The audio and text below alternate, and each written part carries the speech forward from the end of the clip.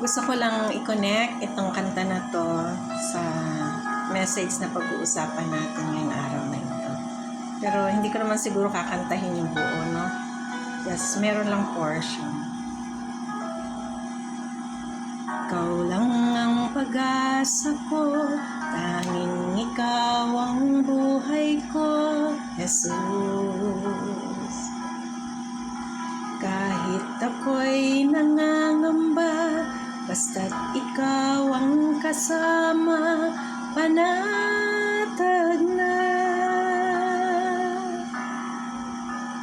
Ikaw lang ang sasambahin, paligid man ay magdilim, Jesus. Kahit may suliranin man, ang lagi kong aawitan, ikaw lamang. Kahit kailan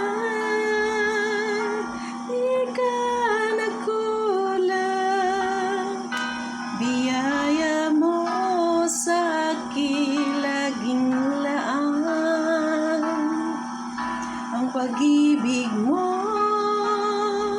sa akin walang hanggan. Inibig mo ako noon pa man. Praise the Lord. Sa portion, Panginoon, sa aming pag-aaral ng inyong salita, kami po inyong gabayan. Nawa ang inyong banal na spirito ang manguna sa inyong lingkod, at kami inyong turuan kung ano ang dapat naming marinig mula sa inyo at matutunan namin mula sa inyong salita. Salamat, Panginoon, sa presensya ng inyong banal na spirito na siyang gagabay sa amin. Ito po aming panalangin sa pangalan ni Jesus. Amen. Okay, so sinasabi dito sa Juan chapter 6, simulan natin sa verse 1. Ito po ay Tagalog, no, mula sa Magandang Balita, Biblia.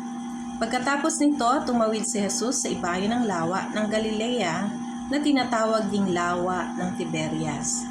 Sinundan siya ng napakaraming tao sapagkat nakita nila ang himalang ginawa niya sa pagpapagaling sa mga may sakit.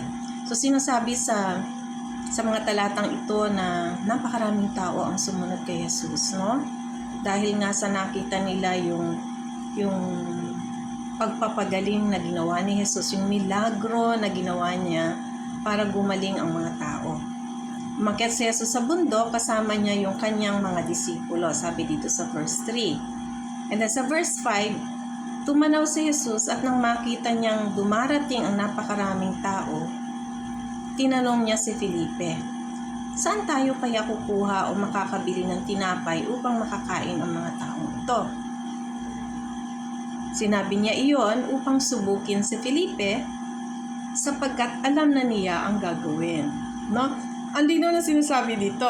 Tinanong niya si Felipe upang subukin, pero hindi dahil hindi alam ni Jesus kung ano ang gagawin. Sa nangangahulugan na alam na ni Jesus kung ano ang gagawin. Ang sabi dito, test lang ito kay Felipe. No? Sumagot naman si Felipe, sabi niya, kahit na po halagang 200 salaping pilak ng tinapay ay hindi sasapat ito sa kanila. Tigkakaunti lang po ang pwede.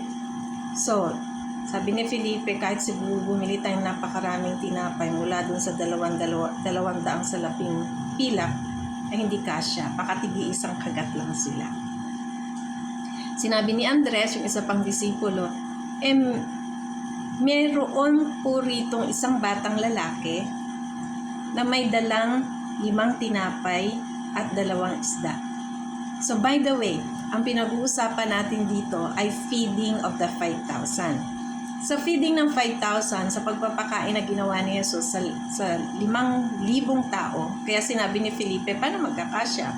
Sinabi rin ni Andres, hindi kakasya yung 5 tinapay at 2 isda kung merong 5,000 tao. But in fact, hindi lang ito 5,000. Kasi kung merong 5,000 lalaki na binilang, dahil noong panahon na yon, ang binibilang lang kadalasan ay ang binibilang lang na what is counted when it comes to the number number of men. Laging number of men. Tapos yung mga kababaihan, hindi lagi kasama sa bilang. Pero pag sinama mo yung mga kababaihan, sinasabi dito na maaring sila ay 10,000. Ayon sa mga pag-aaral ng mga Bible scholar. At kung may bata, kasi nga sabi ni Andres, may bata rito na may dalang tinapay, nangangahulugan, pwedeng family sila na naroon, no? So, ibig sabihin, kung tig-iisang anak din itong mag-asawa na naging 10,000, baka 15,000 sila or more. Yung pakakainin nila ng mga panahon na yon, no? So, ituloy natin. Ang tanong ni Andres, subalit sasapat kaya ang mga ito? So, sa layman term, kasya kaya? Kasya kaya itong 5 tinapay at 2 isda na papakain natin? Sinagot ba ni Jesus yung tanong ni Andres? Ito ang sinabi ni Jesus, paupuin ninyo ang mga tao. Doon sa verse 10. Sa halip na sabihin ni Jesus na, kasya yan. Hindi. Sinabi niya, paupuin mo ang mga tao diyan sa madamong lugar. Sinabi niya doon sa verse 10, no? Chapter 6, verse 10 ng Book of John.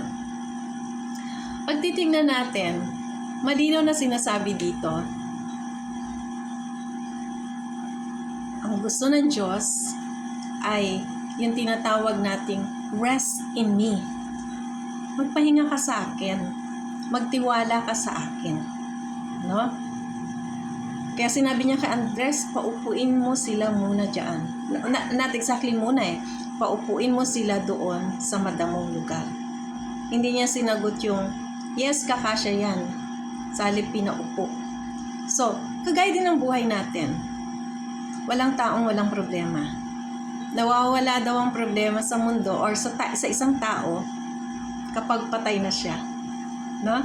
Ibig sabihin, habang nabubuhay dito tayo sa mundo, ay meron talagang problema na kaakibat sa ating buhay sa araw-araw. Pero gusto ng Diyos na bigyan tayo ng kapahingahan. Alam niya ang ating pangangailangan. Yes, tinanong niya si Felipe, no?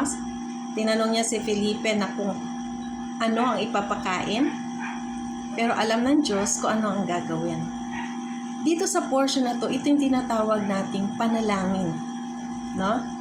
Nananalangin tayo kasi nagtitiwala tayo sa Diyos at ipinapakita natin sa Kanya na wala tayong kakayanan.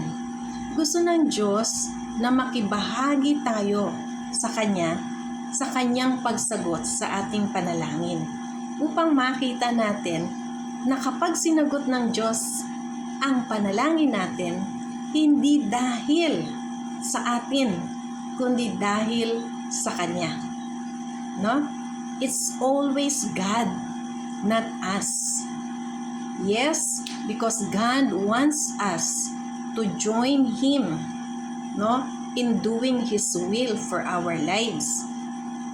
Dahil gusto ng Diyos na magre-response din tayo sa Kanya.